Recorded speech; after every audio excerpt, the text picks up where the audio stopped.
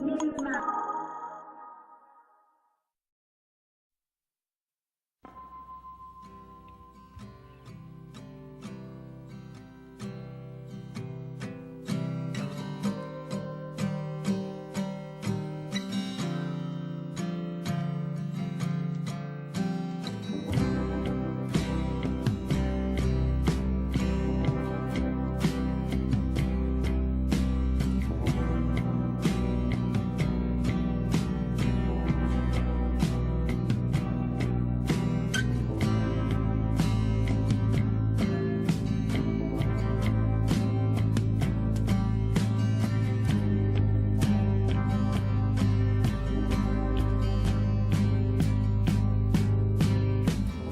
A couple years ago, I was with my family, and we were spending some time in this cabin in the woods on the edge of this remote lake. And I mean, we were deep in the middle of nowhere. And one morning, my son Trace and I, we woke up and set out to take a walk around the lake. It was one of those mornings, like not a cloud in the sky, and the birds are singing, and my son Trace, he's about a little over a year old at the time. And so he's making all these little chirps and squawks that one-year-old boys make. And I had him in one of those hiking backpacks where he rode back here. So as I walk along, I can hear him making all his noises. And so we head out through the woods to walk around the lake. And it's just one of those, do you ever have those moments, like, if you could just freeze them? It's just so beautiful. And we get to the other side of the lake, and we're exactly at the halfway point. We're the farthest possible point from the cabin, and we're rounding the bend to head back, and I look up and I notice clouds. And then it starts to rain. It always rains, doesn't it? It's interesting because the scriptures say all sorts of things about rain and storms. When Jesus is teaching about what it means to live like the fullness of life in his kingdom, when Jesus speaks of it, he speaks of two different people. He speaks of a person who builds their house on sand, someone who chooses to reject his teachings, and someone who builds their house on rock, who chooses to build their life on Jesus' teachings. And then the metaphor he uses is that of a storm that comes, and the person who rejects his teachings and his truth, essentially the house built on sand just gets destroyed, but the house that's built on rock stands. So this idea, Jesus says, when the rains come, it's not like they might, they do. It rains in our lives, a lot. At first, there's a drop here and a drop there, and so I put Trace's hood over his head. But what I didn't know was that he pulled it off. And so gradually the drops, they get bigger and bigger, and they fall faster and faster. And in no time, it is pouring.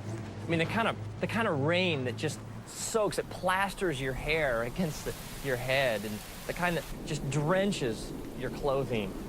And at first, Trace, the thunder and the lightning, he's okay, but as it picks up and it gets louder and louder and the wind becomes more intense and the trees start to shake, Trace becomes more and more agitated. I can feel him, like on my back. And at first he starts to whimper, and then he lets out kind of a little shout here and there, but in no time, Trace is shrieking at the top of his lungs. I mean, the wind is blowing, it's thunder and lightning, and we are just getting plastered with this heavy rain, and the trees are no longer providing any shelter. And Trace, just from like deep in his being, starts to yell and cry so loudly and with such passion and terror in his voice.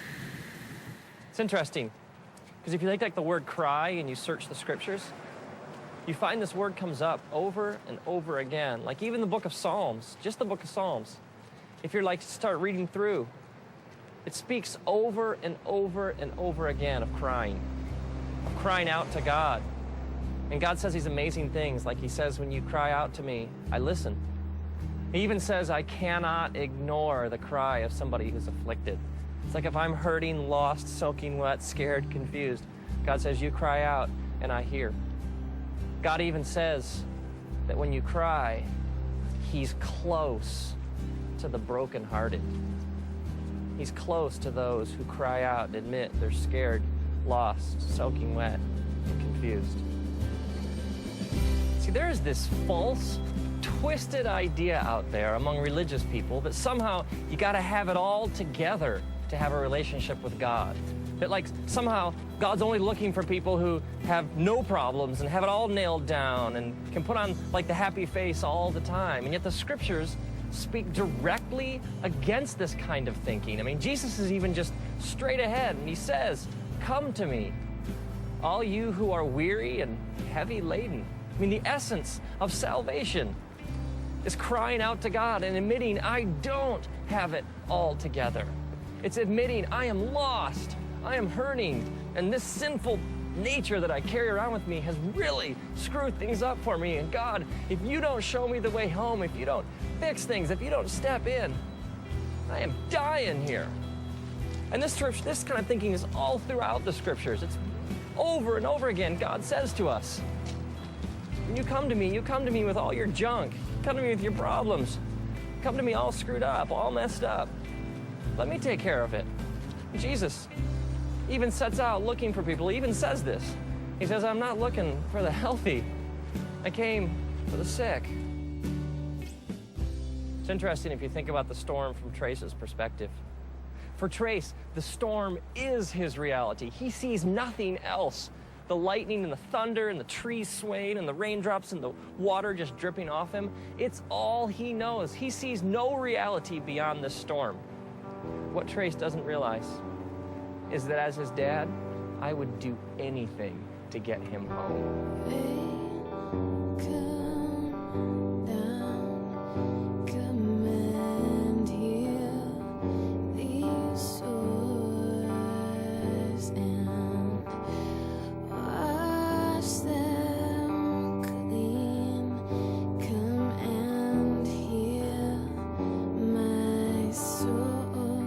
So at this point, Trace is shrieking at the top of his lungs in stereo right behind my head.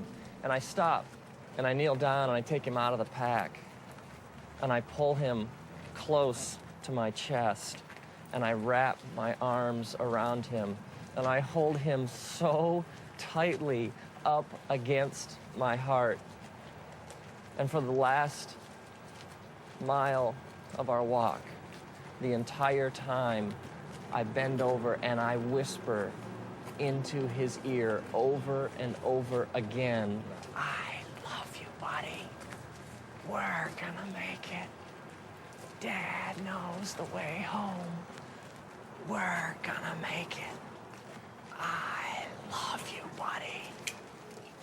And over and over and over again, through the storm, I carry him home, clutched tightly against my chest, whispering, I love you, buddy. We're gonna make it. Now imagine if like years later, Trace is in therapy or something, and he drags up this repressed memory of the walk. And he comes to me and he's like, Dad, what'd you let me go through that for? I got all this junk inside me. I thought you loved me. How could you have exposed me to something that horrible, that storm? I mean, why didn't you protect me? I would be crushed. Because for me, that walk was one of my deepest, most intimate memories of my life with my son. I wouldn't trade that experience for anything. Maybe you're bitter or you got all this anger inside because of some things you've been through, some storms in your life. And you're wondering if he really loved me, if God really was there, he wouldn't have let me go through that. And maybe God is saying, no, man, don't you understand? I got to hold you tight. And I got to remind you over and over again, I love you, buddy. As it says in the scriptures, the book of Deuteronomy, chapter 1, God's reminding his people of how good he's been to them. He says, remember, I carried you like a father carries a son. And now, may you, when you're soaking wet, lost, hurting, and confused, may you cry out, and may the creator of the universe take you out of your path, And may he hold you tight up against his chest. May he wrap his eternal loving arms around you, and may you hear him whisper, I love you, buddy.